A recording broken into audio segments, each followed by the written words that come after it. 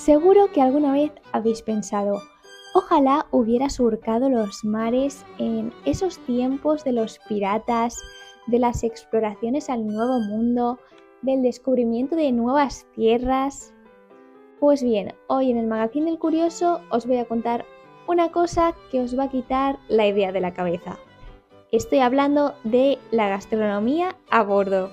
Empecemos por lo básico. ¿Cuánta comida y bebida llevaban los barcos de las primeras exploraciones portuguesas y españolas? La capacidad de un barco se medía en toneladas, que era la cantidad de toneles de agua que podían llevar para aguantar en un trayecto que podía durar meses. Para que os hagáis una idea, la Pinta y la Santa María podían albergar unas 100 toneladas.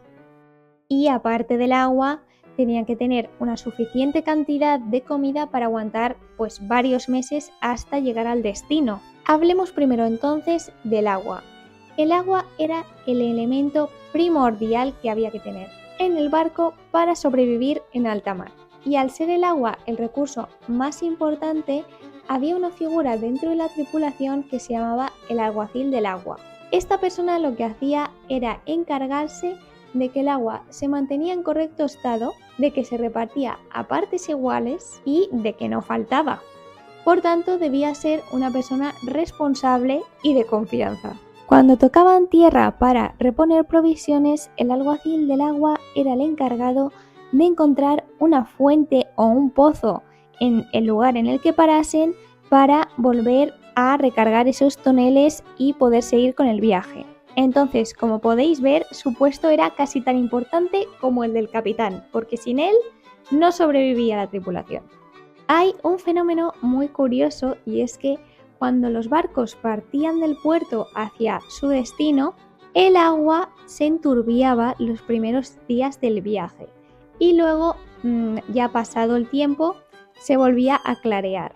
Sin embargo, si el alguacil del agua se daba cuenta de que en los primeros días o en las primeras semanas el agua se ponía mala, tenían que volver inmediatamente al puerto de salida porque es que si no, no iban a sobrevivir o iba a ser bastante duro el viaje. Esto era en caso de que llevaran menos de la mitad del camino recorrido. Si llevaban más, la única solución era echarle vinagre al agua y arreando para adelante. Sin pensarlo, te la tenías que beber porque es que si no te deshidratabas. Y luego ya en el camino buscar otra fuente de agua para vaciar esos toneles de agua mala y recargarlos con la buena. Ahora vamos a pasar a la parte más asquerosa. Yo os advierto de que esto no va a ser plato de buen gusto.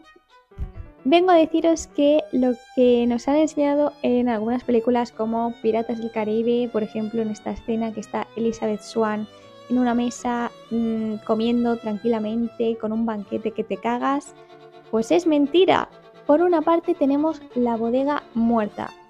Así se llamaba al conjunto de alimentos que no estaban vivos, obviamente. Y teníamos el vino, el pescado y la carne en salmuera, el vinagre, manteca o queso. Y lo más importante era el bizcocho. Un bizcocho más duro que una piedra.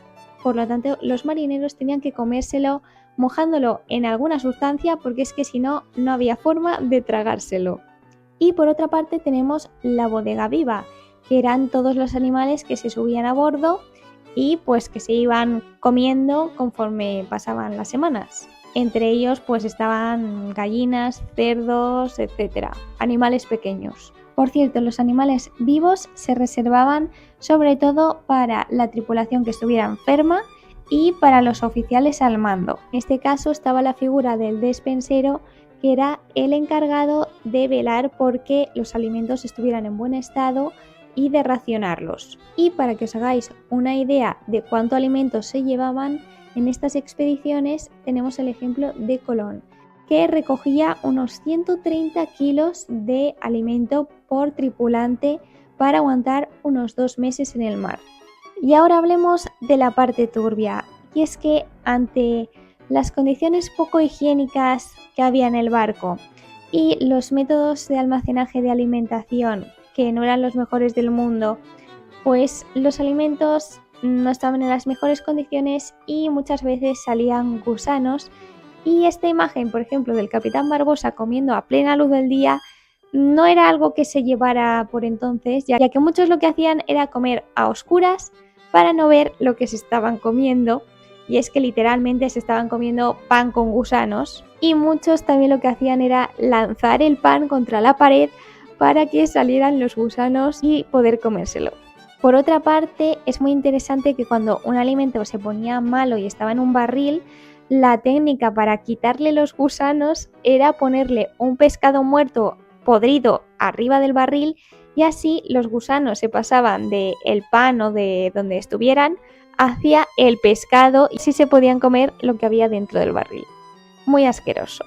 Tengo que decir que mi fuente de información para todo esto ha sido el libro Una historia de toma pan y moja de Juan Eslava, que recomiendo muchísimo porque te explica la historia del mundo, más bien de España, pero hace un poco en general, a través de la gastronomía y es muy interesante. Y hasta aquí el vídeo de hoy. Dejadme en los comentarios si os ha parecido curioso, compartidlo si es así, dadle me gusta y seguidme si queréis ver más vídeos interesantes. Hasta el siguiente.